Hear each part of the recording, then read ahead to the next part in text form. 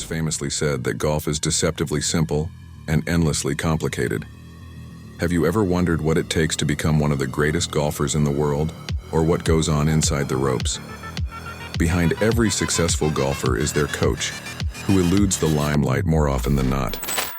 While everyone can resonate with names like Rory McIlroy and Brooks Koepka, very few can identify the man who worked behind the scenes toward their success, helping them achieve near perfection.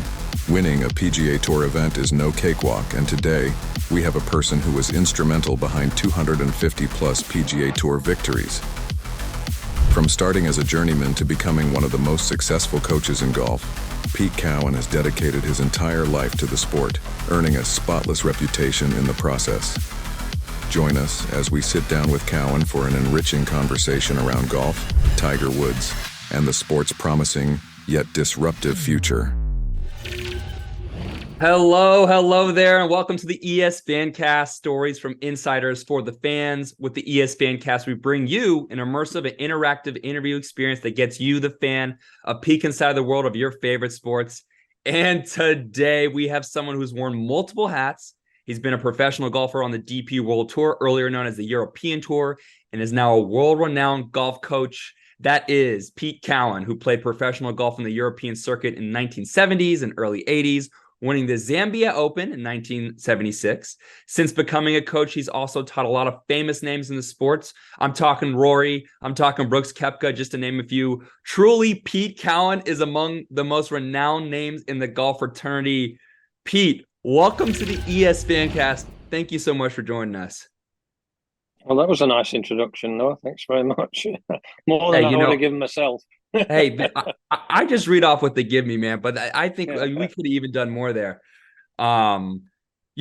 Pete, this is special because you don't do much of these. No, I've only ever done one before. I mean, with a couple of Irish guys years ago, before COVID. Yeah, I mean, we were just talking Netflix. Like this is the special right here. So we really appreciate it. Pete, you've been a full-time tour coach since 95. Not to age you, but there's been a couple of decades that have gone by, and age catches up with all of us. But I'm wondering for you, like, what does your day-to-day look like right now? How many hours are you working, and what have you been up to? Oh, well, I get up about 5:30. I go for a 5-mile run. I go back and have my breakfast. Then I go to the range and pick balls up for 2 or 3 hours because we're having to hand pick because it's wet at the moment. And then when I've done that, we wash the golf balls. Then I go and do my research and development. And then I might do some gym work in the afternoon. No, I'm lying. No,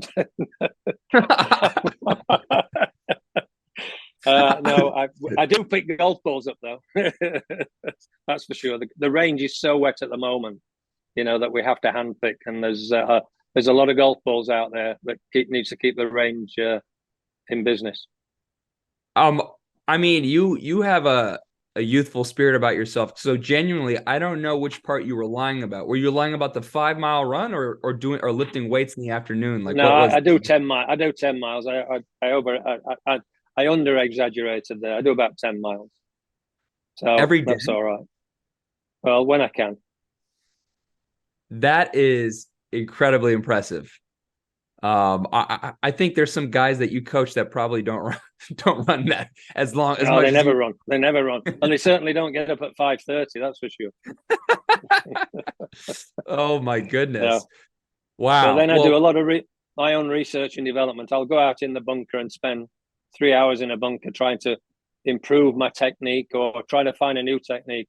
I always say that I get up every morning to try and find a better way of doing things. That's my mantra.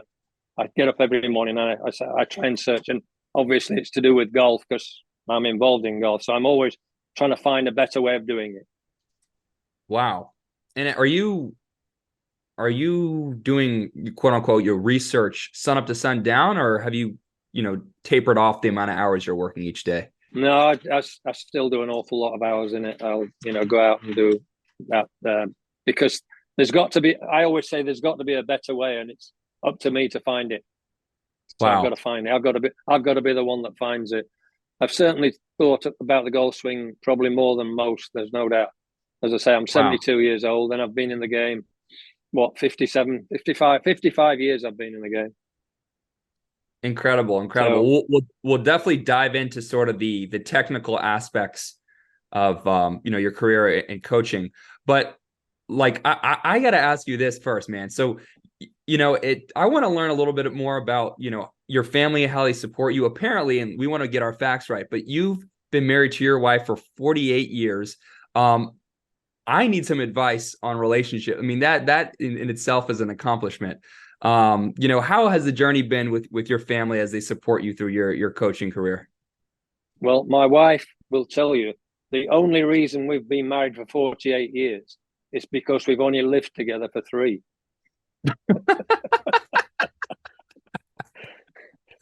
If you add up all the weeks I've been at home. So it's one of those, absence makes the heart grow fonder. So she says, I've lived the life of a single man for 48 years, she tells me, because I've been able to get on the plane and go here to 2 weeks in America, 2 weeks in Australia, 9 weeks in the Middle East or whatever. So, she says, and she's been with me occasionally. She did come out on tour in the 70s, but she didn't like it. So she said, you carry on. I'll do my own thing. You carry on with yours. Oh, she's a good gardener, though. She's a good gardener. She's been doing in the garden for 48 years. 48 years, man. So are you telling me the best way to keep a relationship is have a natural absence, stitch in a work related occupation that draws me away from home a little bit? Well, the advice somebody gave me before I got married was, one of the guys said, if you go out on a Friday night with your pals, your mates, make sure you go out every Friday night, even if your mates aren't there. Go out by yourself, because your wife will get used to you going out on Friday night. So you'll always have a guy's night out. Dear.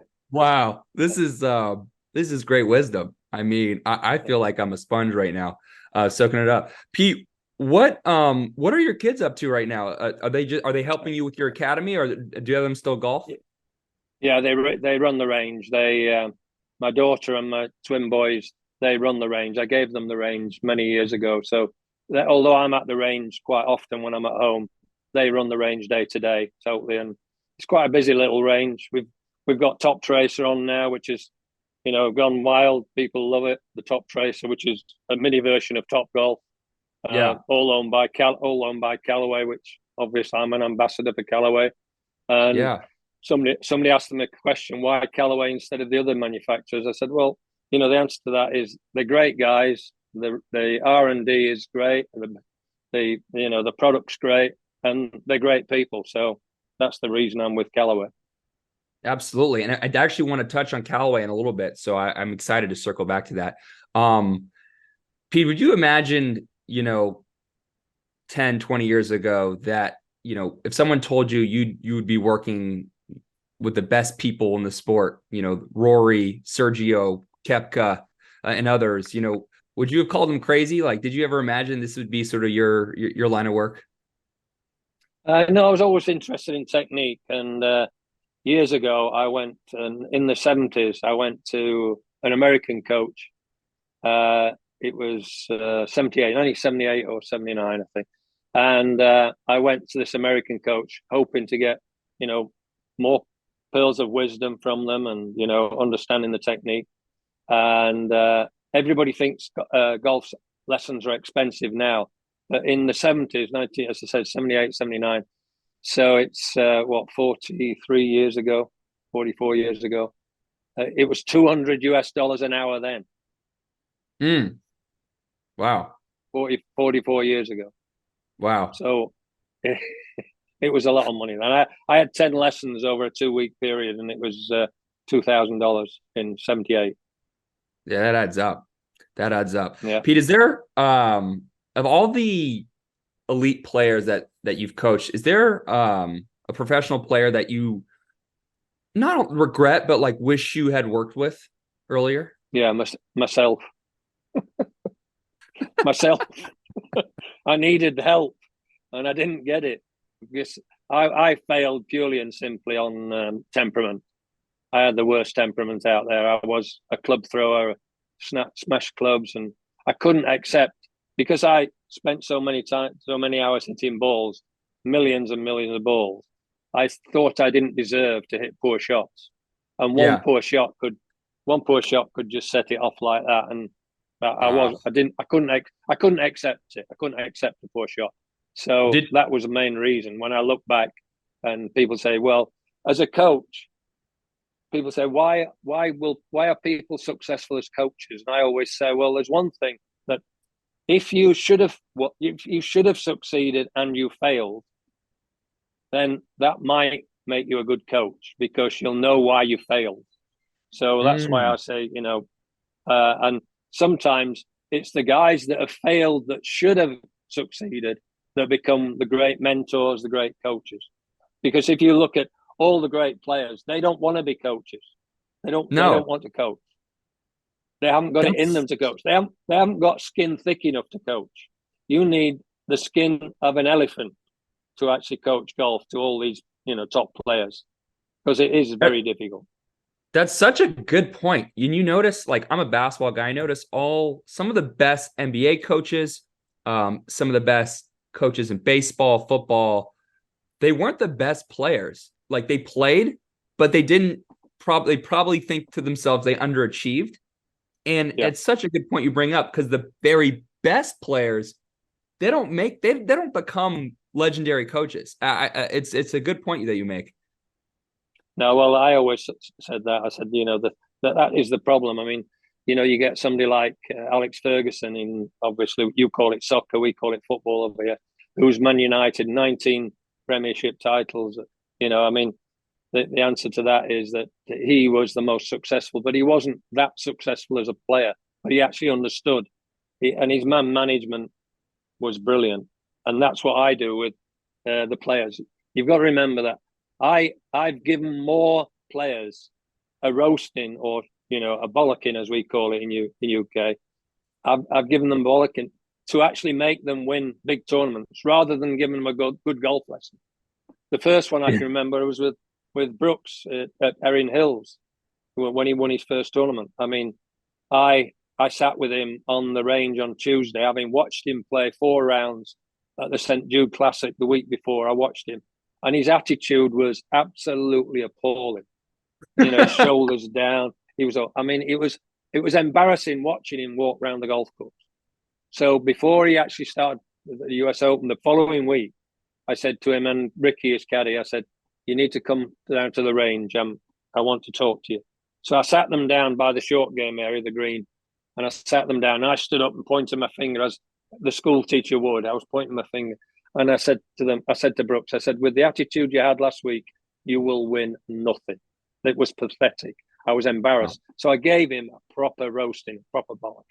And I said, you need a challenge. Are you going to have the attitude of a champion, or are you going to continue being, that petulant child that you were last week?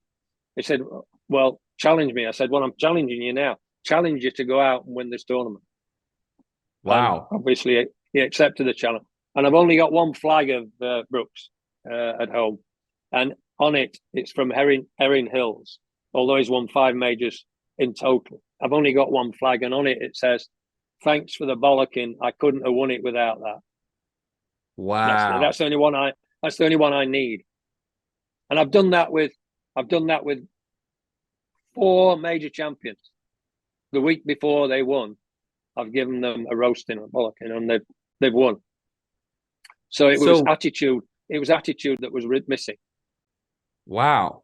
So if I could take one advice for being a future great golf coach, it's roast the shit out of the best players before they start playing the biggest tournament. Absolutely. Absolutely. Yeah. And that's what they need. They need it because they've got so many ego strokers that stroke their ego. Oh, you're a great player. You should do this. You should do that. You should do the other. And they need honesty. They need to say, no, you're not that great player yet. You haven't actually achieved anything. Are you going to achieve it? Or are you going to be, as I say, without a pair of balls? Are you going to, not have a pair of balls? Wow. Yeah. That's really great insight there. And I want to, I want to chat a little bit about Rory. You first saw him when he was 13 or 14 years old, and he immediately caught your attention. And when in your short time that you guys worked together, he was able to win a couple tournaments, probably because you sat there and gave him a bollocking. In 2024, it will mark 10 years since he last won his major, since the Open Championship and in Royal Liverpool. Obviously you still have a solid relationship with him, but from your perspective, what do you think could be the possible reason for the drought? Well, people have just actually, played a bit better right at the death. I mean, he should have won St Andrews when Cam Smith won. There's no doubt about that. But he should have won when I was working with him in 21. The Open, the US Open that Ram won in California. Rory should have won that. He was playing so well, and he just had a 3-putt on about the 13th or 14th hole, and it rocked him a bit, and then he hit a drive, plugged it in the face of a bunker on the next hole, took double. But he was leading the tournament at the time when he 3-putted, and I said to him that week, I said, should be your week this week. You've got everything going for you. And to be fair, he should have won that tournament. And he said afterwards he should have won it. But I saw Rory when he was 13 as a junior. I was helping the Irish team then, the Irish golf team in the Carlton House in Dublin. And we saw this young lad. There were two young lads, actually. There was Rory, I think he was 13 or 14, and there was a 15, 16-year-old, a little fat lad with glasses. And then I looked at them, and the guys from the Irish Golf Federation said, "Oh, what do you think?" I said, "Well, you all know that Rory's going to be a great player." But I said, that little fat lad with glasses there is going to be a great player as well. And that was Shane Lowry. Lowry. So we had them both then. But they were both brilliant. And Rory was and he still is, the type of guy that I asked him to play a particular bunker shot when he was 14. High on the top shelf, one bounce, check and release. Nice high floater. And I said, "You haven't got that shot, have you?" I have. So he tried it. He hadn't got it that session. And so he went away and he was really unhappy with himself. So, but then he said at the end of the week when we'd seen him, he says, "Well, next time I see you, I will have got that shot. Believe me." So when I saw them about a month later at Carlton House, the first thing he did, he ran up to me and said, "I've got that shot now. I've got that shot. I want to show you. So he was, keen to actually make every shot count, really. Wow. That's a great story. He was determined early on, and it's great. You've seen greatness at a really early age. But looking at the stats, Pete, I see a trend here. So, Tiger, he also had a 10-year difference between the 14th and 15th major. Do you see a possible similar path for Rory entering the drought next year? Well, he's one of the best players in the world. So, every time a major comes along, he spoke about, the thing is with Brooks has won 5 majors in the last 6 years since 17. So, and nobody else has got anywhere near that. So all of a sudden, Rory's got players that are major winners, and it would be nice to see them go head to head, Rory and Brooks at some stage in one of the majors. That would be nice. That would be very nice. I would pay to see Rory. The problem is now that, with obviously Brooks being a lift player, luckily he's got 5 years exemption because of his win at the USPGA last year in all majors. So he's able to play all the majors for the next 5 years. Not the case for all the lift players. Cam Smith has 5 years exemption, obviously, because he won St Andrews. And there's a few other players that are exempt in the majors. Mickelson's exempt for 3 majors, but at 52, are you going to win more majors? Well, he won one at 50, so who knows? And if Mickelson can win one at 50, then Tiger Woods can win one at 50. Yeah, absolutely. I feel like, I don't want to project, but I almost feel like Rory has a little Pete in him. Like, how is he behind the scenes? We saw him getting hot recently at the Ryder Cup. He's had a firm stance in the past with his comments against Liv. What is he sort of like behind the scenes? Is he a fiery guy as you were? No, he doesn't throw clubs and like I did and break clubs. Although he does curse quite a bit, obviously. But I think he's got a great caddy on the bag. His best pal, So I think they make a good pair, and he's a good player in any case. So I think that really, really helps. That you're saying his caddy, his friend, Yeah, helps him sort of behind the scenes and like keeps him calm. Yeah. Yeah. I mean, that's what you want. You want, your bag man. You need somebody on there that's calm under pressure, and so um, I think they'd make a good team. So, Yeah. it's like Brooks and Ricky Elliott make a good team. Matt Fitz and Billy Foster, they make a good team. So Yeah, I absolutely. think that's what you need on the. You'll notice that all great players have had really good bagmen. I mean, obviously Rory's man Harry Diamond is a good player, and he's a good player in his own right. And I taught Harry when he was a young lad, probably he was 16 or 17, and he was Yeah. almost good enough. Was Harry, and he still plays a good game. Yeah. And what change have you seen in young Rory versus now over the years? Well, the problem is it's the saying that if you give a 20-year-old 50 million, are they going to change? Yeah. I think you answer your own question. Of course they change, but they don't change with me. But I can see the change in what they do outside of me because I've been there forever, as you know. So they don't do it with me, but I can see the change in people. And sometimes you have to say, admire your heroes from afar, because when you get close to them, they sorely disappoint you. I'm not saying that of Rory. I'm just saying that No, in general. Yeah. Wow. Admire your heroes from afar. And Pete, actually watching that Full Swing documentary was some of the first time some people really got to see like the lifestyle that these guys live, especially the top guys. Yeah, well, the thing is with them now, I mean, they've all got a big team behind them. I mean, they've got caddy, coach, trainer, physio, manager, backside wiper, ego stroker. all those people. They've got everybody there. I hear you. So, Yeah. No, so, that's they've got big teams around them, so they need to keep winning. They need to keep winning lots of money to keep teams like that in place. For sure. And they don't fly in economy in the back. They don't fly in economy, and most of them fly privately. I mean, obviously, Rory's got his own plane, so he probably likes his own company. One man on a plane. I mean, that's a lifestyle once you get used to it. I mean, it's hard to shake. For those watching the fan cast and our stream right now with Pete Cowen, make sure you check out our polls that we have here on the ES Fancast. Interact with us, let us know what you think, and make sure you engage with the polls that we have coming your way. Pete, let's talk a little Ryder Cup, man. So last month, Team Europe commanding victory at Mark Simone Golf Club. Yeah.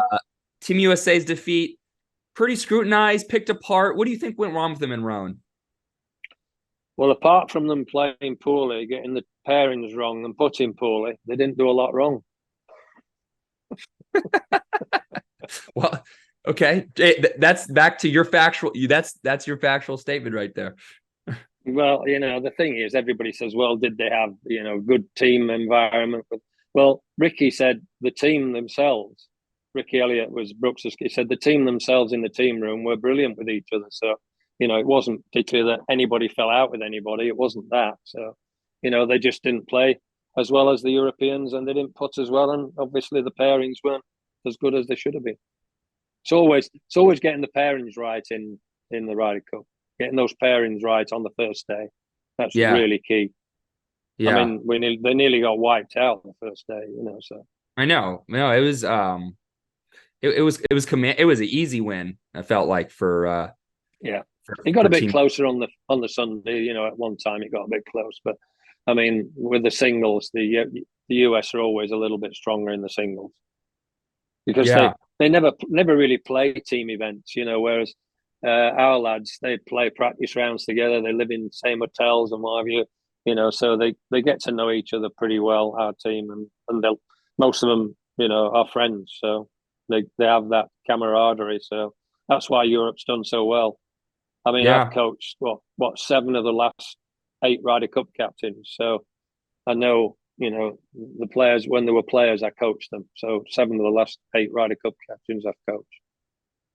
Yeah, and also, Pete, what was interesting about the golf course, Marco Simone Golf Club, there was a gentleman who said, I don't like the course. I think it's horrendous. Oh, that was you. You weren't a big fan of the course. Do you still have that same opinion of the layout of the course? And like, what do you Well, know? I think you might listen to Victor Hovland. What Victor Hovland said, he didn't like the course, but he thought it was a good match play course.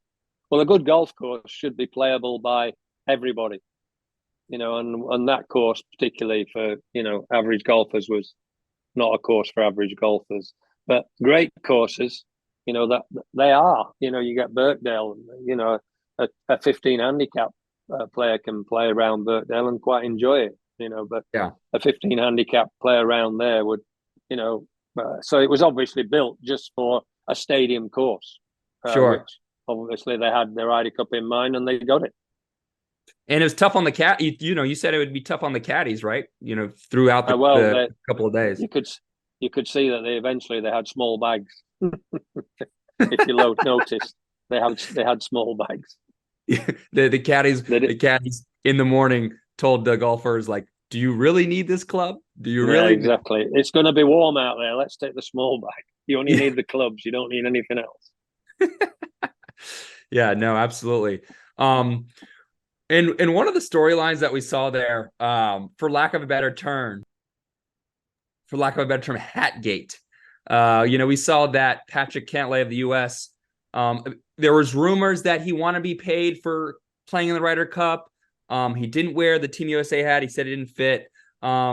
Do you think Hatgate was silly, or do you think there was something more behind Patrick not, wearing the gear? Well, the American players get $100,000 for the charity of their choice, so they might be their own foundation. So they do actually get paid indirectly. The Europeans don't. The Europeans just get expenses, and there was no, I think the players these days that are in the Ryder Cup, that are in that sort of echelon, I think they get enough money to not worry about wearing a hat and getting paid for it. All that. I mean, I know the Ryder Cup makes an awful lot of money, TV revenue and everything, but I think the players are well in sport. I think personally in sport that there's too much. They get paid far too much relative to the normal person. Wow. All sports, soccer. I mean, there's players in the Premiership over here at football, and the teams, and they're getting £150,000 a week. And they're not even in the squad. They're not even in the team. I mean, yeah. I mean that's $7.5 million a year, and they're not even playing for the team. I mean, I think it's crazy the way it's gone, and that's TV. That's us that are paying subscription channel TV are paying all that. That's as simple as that. Without the TV, they wouldn't be getting paid that much. That's for sure. 150,000 pounds. That's a lot of driving range buckets purchased at the Pete Cowen Golf Academy. Yeah. That would be a nice taking for the year, not for a week. Yeah, absolutely. Yeah. Let's talk a little Brooks Koepka. You've been working with Brooks for a long time now. You're mainly focusing on his short game. What aspect would you say that you work with him that he needs to improve the most? I think they all need to improve the short game if they're going to win the biggest tournaments. But I have a bit of a joke that I say I do Brooks' short game, anything under 300 yards. Got it. but when we started in 2013, his caddy Ricky Elliott, who's still with Brooks, said to Brooks, "Your short game's not good enough to win, on tour. And there's nothing wrong with my short game. There's nothing wrong with my short game." And he said, "Well, let's let Pete have a look at it for you." And I trust Pete. So we got together at Wentworth in London at the PGA Championship, and Ricky said, "Will you have a look at Brooks' short game and see, what you think?" So I said, "Yeah, we'll come down to the chipping area and the bunkers down there on the east Right. course." And we went in there, and I asked Brooks to play a particular shot. I said, "Right, to that back flag, I want you to hit a high bunker shot, one bounce check, and release towards the hole." Okay. So he hit it, and he hit a duff, what I call a duff and run. It came out, it was duffed, and it ran up towards the flag. He got somewhere near, but it was not the shot. So I said, "No, that's not the shot. I want it higher than that. One bounce check and release to the hole." So he tried it again, and it was another duff and run. He got somewhere near, but not that good. So I said, no, that's not the shot. And he said, "Well, if you're so bloody good, you show me." So I took the wedge off him, and I went one bounce check, high fly, one bounce check, in. And he said, "That's a fluke." So I said, Do it "Give me again. another ball." I went one bounce check, in. So he said, "I think I'd better listen." I don't know. I said, "Yeah, you better listen." Holy shit. That is an So incredible story. since then, he's listened to me on the short game, and he's become a really, really good chipper and a good monk player. The only thing that lets him down sometimes is that he probably doesn't hold enough putts. He does in majors, and that's the only thing that matters. He holds all the crucial putts in majors, but it almost as though majors, his focus is so intense, and even Ricky, his caddy, will say he's more involved in the game in a major than he is in a normal tournament. I.e., what do you think here, Ricky? Should we a little draw shot into the back flag? So there's more, chat. There's more intensity about the shot when he's in majors than there is in a normal tournament. And even Ricky says that, he's caddy. Yeah, and speaking about majors, you spoke about the potential of Brooks, how he has the capabilities to potentially achieve a double-digit major dream. My question to you is, apart from Koepka, who else do you think has the firepower to achieve this tough accolade, both in LIV as well as the PGA? I think there's some really good youngsters, but trying to win a major is not easy. I mean, when you've got, Rory, who's been one of the best players for the last, 15 years, having a 10-year drought, it just shows you how difficult it is to win a major. Everything's got to come right on the day. And that's why I don't think Brooks gets enough credit for winning those 5 majors. But what he does, he calls me out on, because I was coaching Gary Woodland when he won the US Open in 2019. And Brooks was going for the 3rd US Open. He'd won 17, 18. He was going for his 3rd win in the US Open, that tournament. And of course, what happened? Gary Woodland beat Brooks by a couple of shots. So Brooks always says to me, "You cost me. If you hadn't have helped Gary, I'd have won 3 US Opens in a row. That would have been unique." And so he blames me for helping Gary to win the US Open, and he should have won 3 in a row. So, if you look at his record, he should have won probably 8 already.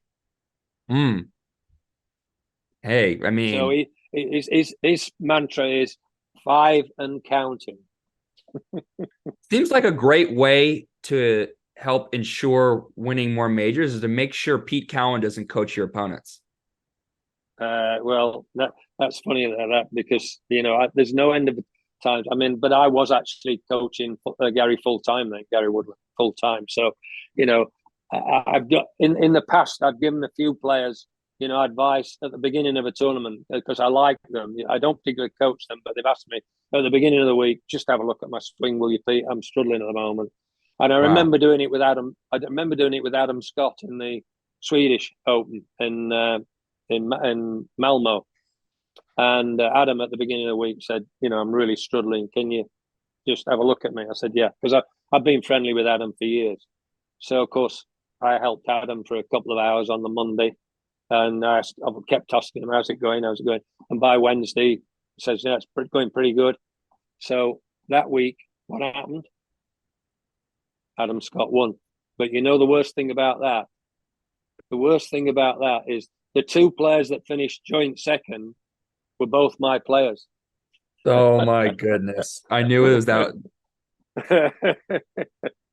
And I've done that My 3 times now. I've not learned yet. I've done that 3 times now. My goodness. Well, I want to take a pause for a second. Appreciate you opening up about I'm not sure people have heard some of these stories before, so we really appreciate it. And for those watching on the Fancast, make sure you check out the reels that we're making from this. There's going to be some good sound bites. There's also sound bites from previous episodes you should check out. So make sure you check out the ES Fancast and look at the reels that we have that on YouTube, Instagram, and our various social media pages.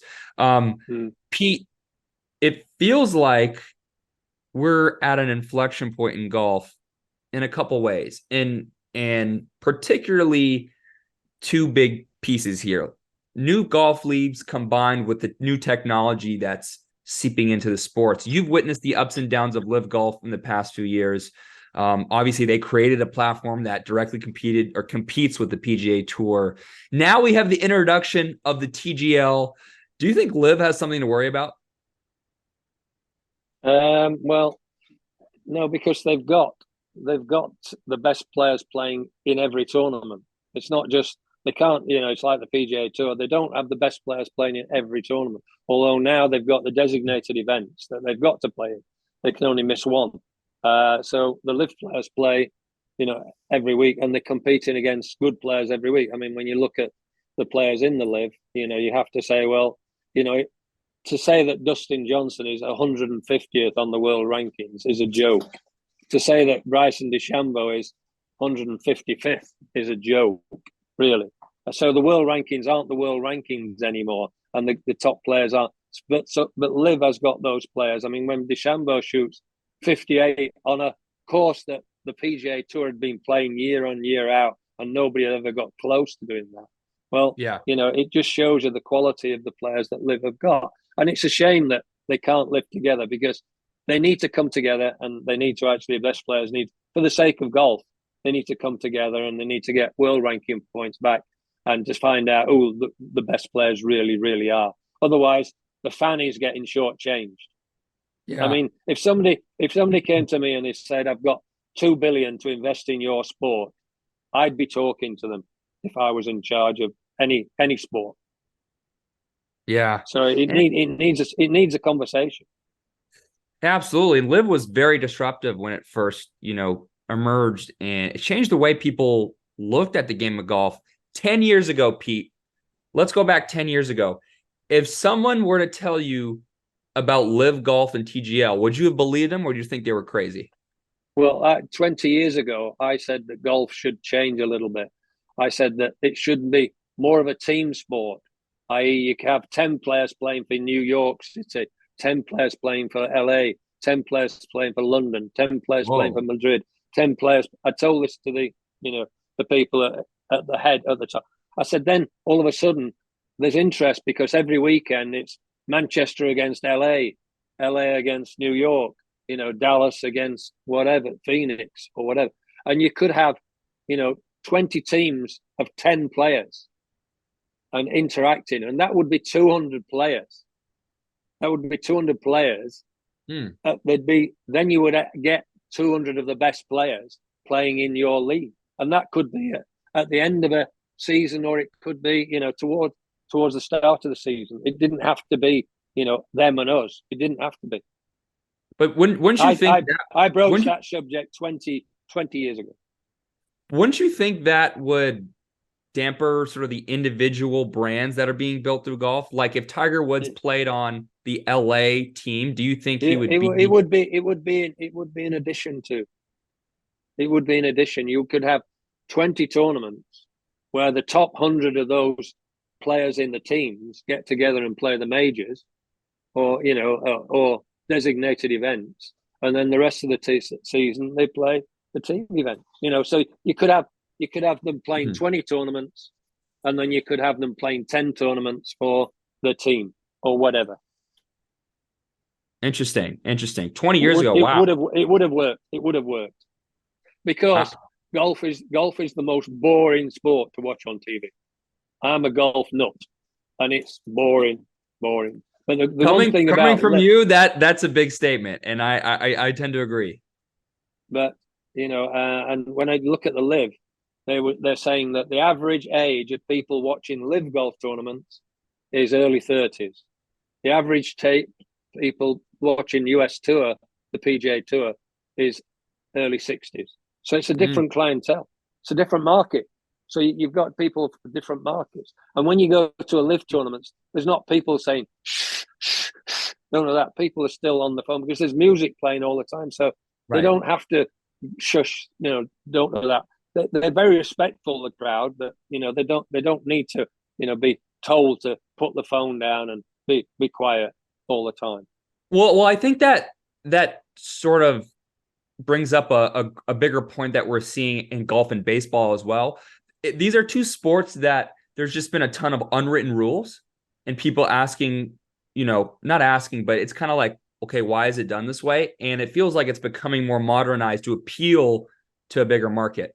And music's one thing.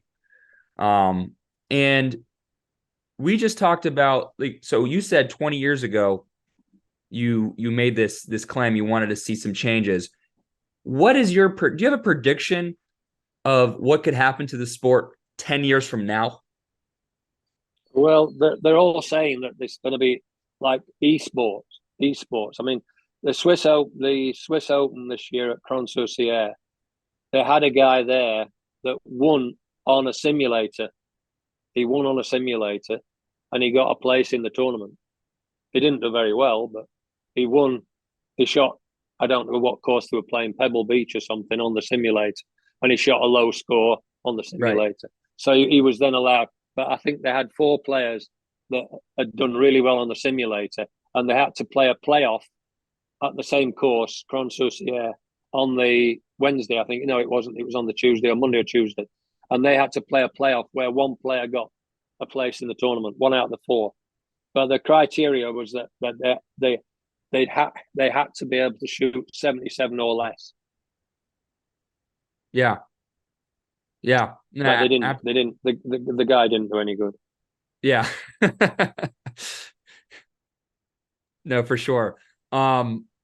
Pete, when looking at like what we're going to chat about today, there's one thing that really stuck out to me, and I am fascinated to hear your opinion on this, or a fact, depending on, what you decide to respond with.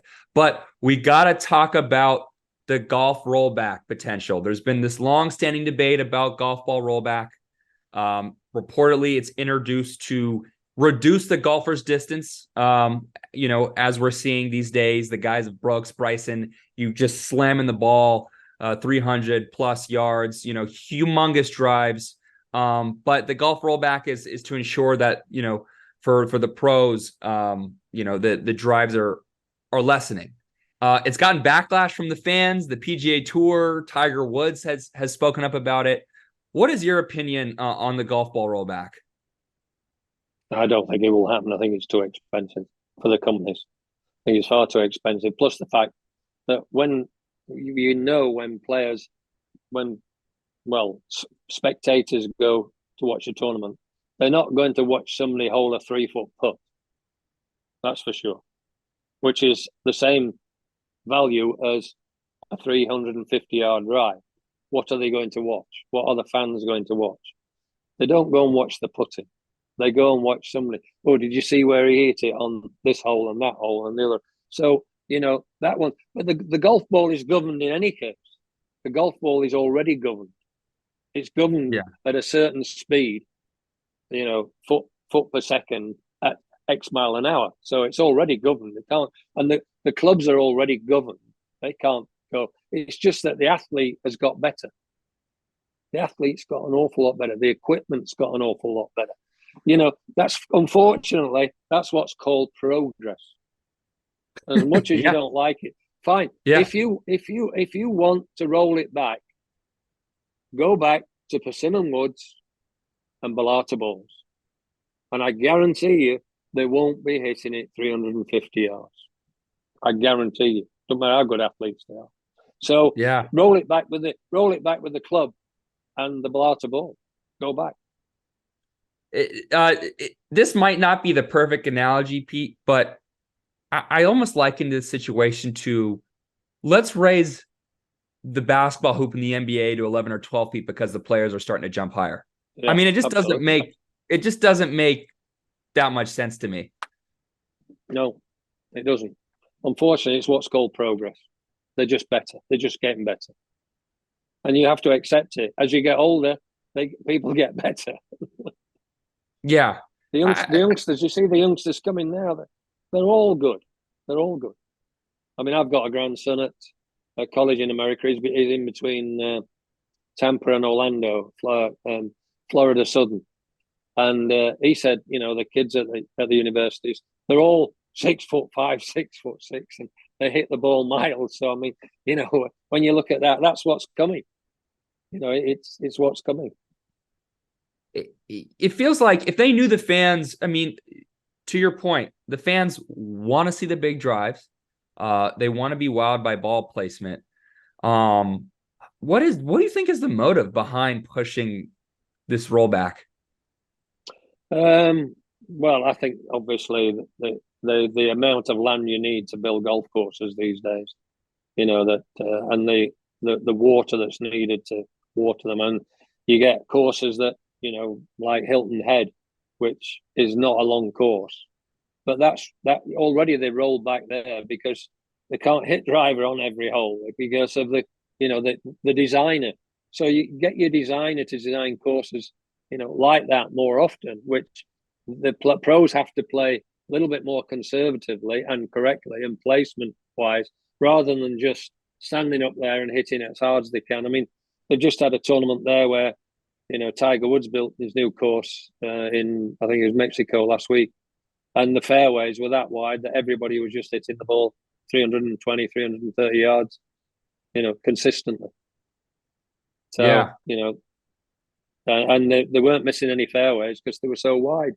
So make a course that you can't use a driver on every hole. No.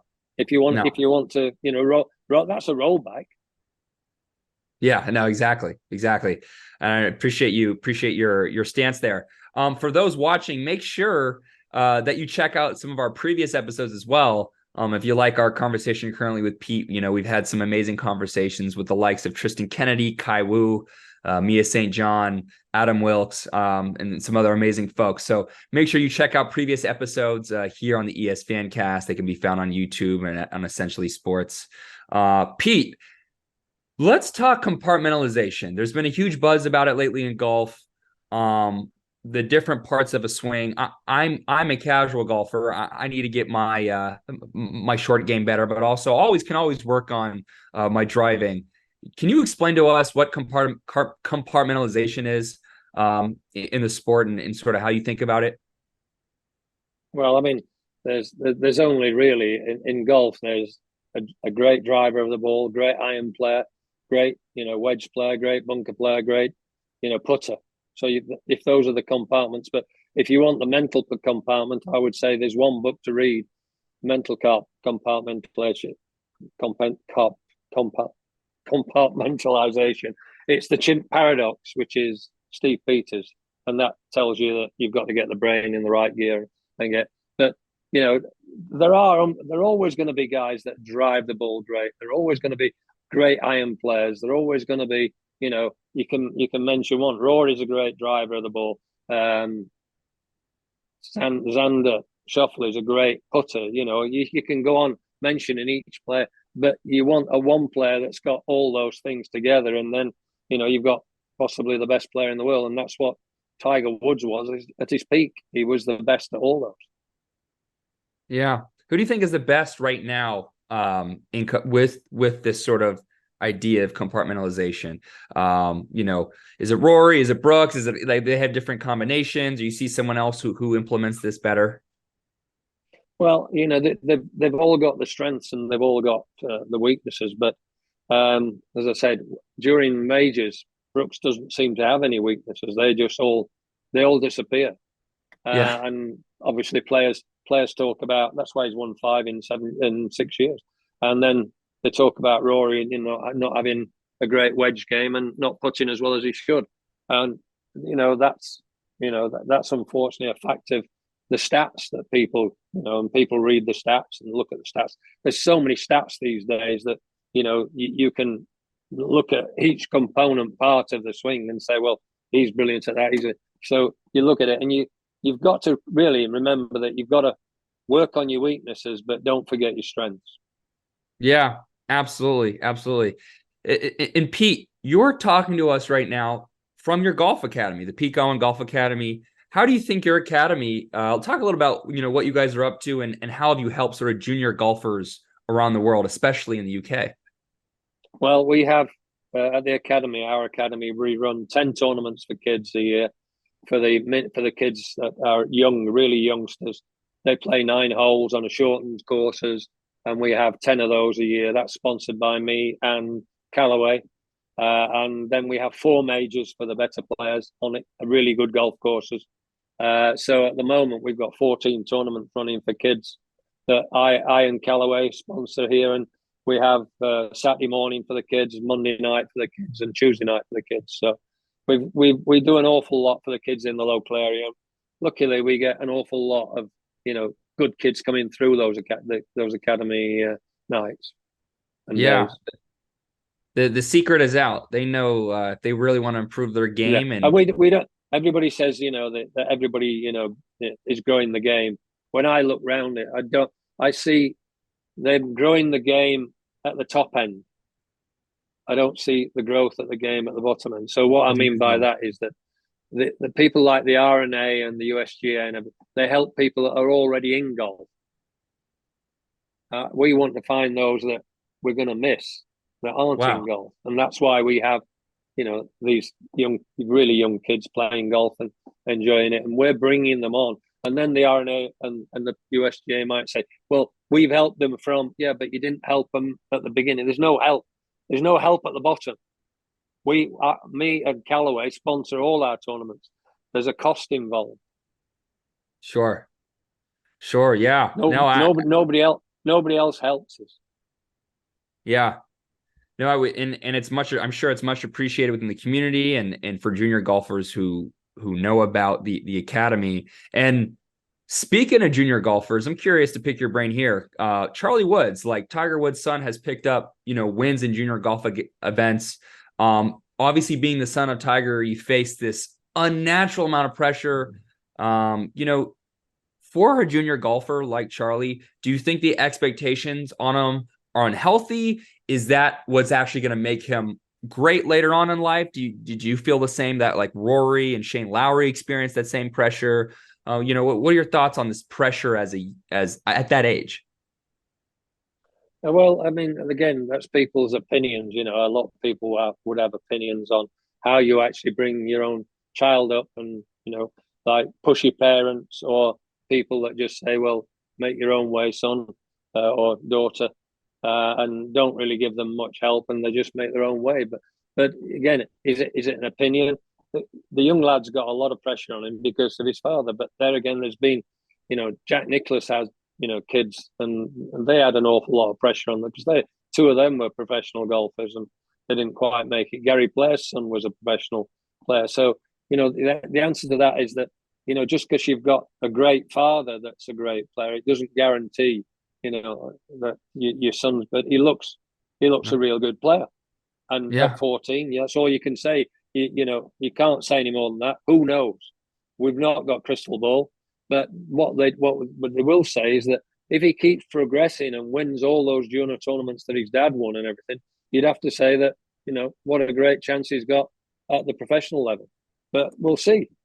That's all you've got to say. And I think, his dad, the only opinion that matters really is his father's opinion. And it would be a pretty good opinion coming from Tiger Woods. Absolutely. And to add to that point, watching the Tiger documentary, Tiger had an immense amount of pressure on him when he was young as well. And, regardless of, the level that his dad played at golf wise. But now it's sort of different, right? Because Tiger has experienced the pinnacle of golf. So, it's interesting there. And, speaking of Tiger, he's been on and off since 2021 due to fitness and health reasons. Seeing him all these years, you've been around the game. Do you think Tiger has some more magic in him? Well, as I said to you earlier, if I see Phil Mickelson winning a major at 50, then you'd have to say that if Tiger can get anywhere near he's never going to be as fit, because the unfortunate thing is age makes everybody look ordinary, and you can't do a thing about that.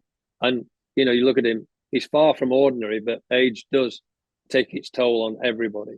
And with all his injuries and everything, you'd have to say it would be an unbelievable feat if he actually did it again. I sure as hell wouldn't be surprised. But then it's Tiger Woods, so what do you expect? Yeah, he surprises everybody. He surprises everybody. Yeah, and he's good. He's good. He was great for the game. I mean, everybody at professional level now should actually be thanking Tiger Woods, because he made golf popular again. A bit like Arnold Palmer made golf popular in the 60s and 70s. Tiger Woods definitely made golf popular. In the early 2000s. I could not agree more. Tiger has been incredible for the sport, and even if whether he's at his peak or not, when he's playing, we're tuned in. And if you're tuned in watching, yeah, I know. And if you're tuned in watching the fan cast, and we've had some incredible sound bites so far, make sure you check out our infographics to hear some of the sound bites and thoughts from Pete. And so let's, switching back to Live Pete, and let's talk once again about some driving here. We have between Brooks, Bryson, Dustin Johnson. This is a tough one for you, but I'm going to put it on you right here. Who has the best ball striking capabilities? Well, if you watch them all, they're all obviously brilliant drivers of the golf ball at their best. There's no doubt about it. And you would always say to a player that's a brilliant driver of the ball, it's one of your important weapons. Get it out there as often as possible. And when they're all driving, I mean, Bryson obviously went to the absolute limit with the distances he hit it, and he's had to pull it back. He could get over 200 ball speed easily.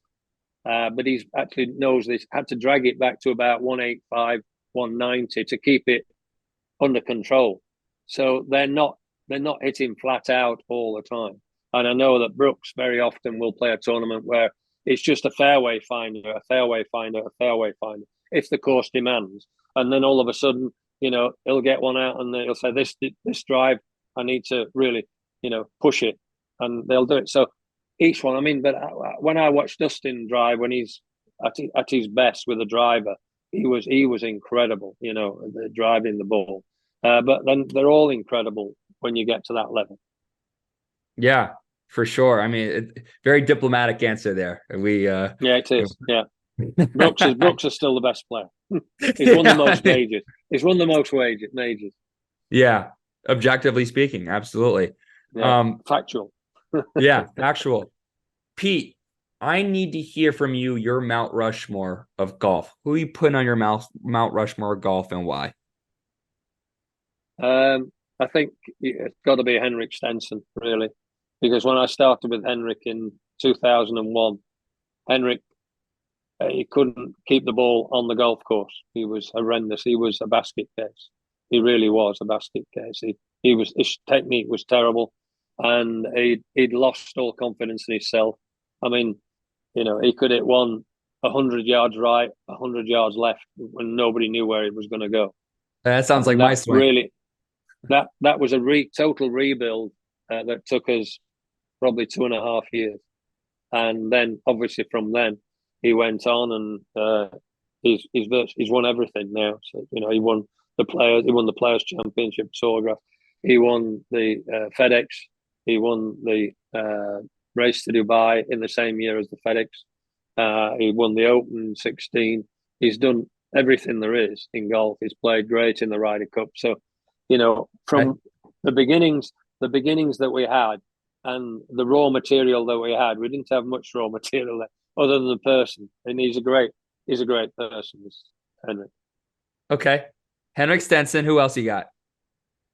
I think obviously the first one that the guy that won the first major that started it all was Graham McDowell. He won in Pebble in 2010. That was the first major we had with any player, and that week, I said again the similar sort of scenario to Brooks. I said, it's a pity on this first round. I said it's a pity you didn't get as much out of the round as you probably could have done or should have done. And he turned around to me and he said, "I've got a big one in me, you know." And at the end of that week, he certainly had. He got the US Open at the end of that week. So again, it's not the giving the golf lesson. It's talking to the player and almost making him realize how good he is. Yeah. Okay. And then I think you have 2 more to fill out your Mount Rushmore. You have 2 more slots. Well, I think Brooks with obviously with the short game area, and to Wentworth when he looked in disbelief as I hold 2 bunker shots and said, "I think I'd better listen to you on the short game." I said, "Yeah, you'd definitely better." The next one, good question. There's one I'm shocked you haven't said yet, but I'm not gonna say anything. I think Darren Clark, because what happened with Darren on the week that he won the Open at St George's, that was unbelievable, because he arrived the week and his manager had booked him to actually to do broadcast on TV the weekend, because his manager thought he'd got no chance of winning the Open that week. So he thought he was even going to miss the cut. So he'd got him a broadcast slot for the weekend that week. And I had to, almost again give Darren a bollocking on the Tuesday morning of the Open, and it was a real bollocking. And then I'll never forget, because that time Rory had won his major, Charles Schwartzler had won his major, and Rory, Charles, and Louis had won the majors just the year before, or just that year. And of course, they were playing a practice round with Darren at St George's, and the 3 of them walked in front when I was walking on the fairway. The 3 of them walked in front and turned around to Darren and said to Darren, "Where's your major, Darren?" And you've never seen a guy's face go so. And I mean, I think that probably just gave him the impetus to say, "Right, that's it. I'm not letting those 3 shut me up." And wow, he won at the end of the week. But he was so calm all the week. So it was unbelievable. So there's unbelievable stories like that aren't all about technique. They're all about making the guy believe in themselves. So in the Pete Cowen Mount Rushmore, just so I'm clear, no Tiger Woods in your or Honor Palmer in the Mount Rushmore of Pete Cowen. No. Wow. No. Incredible. Well, this has been an incredible conversation with Pete Cowen here on the Essentially Sports Fancast. Pete, we want to make sure I give you some time to do some research today on the greens at the Academy. But please tune in. If you like that, check out our polls, reels, infographics. I've been your host, Noah Lack, and we'll see you next time. All right, Noah.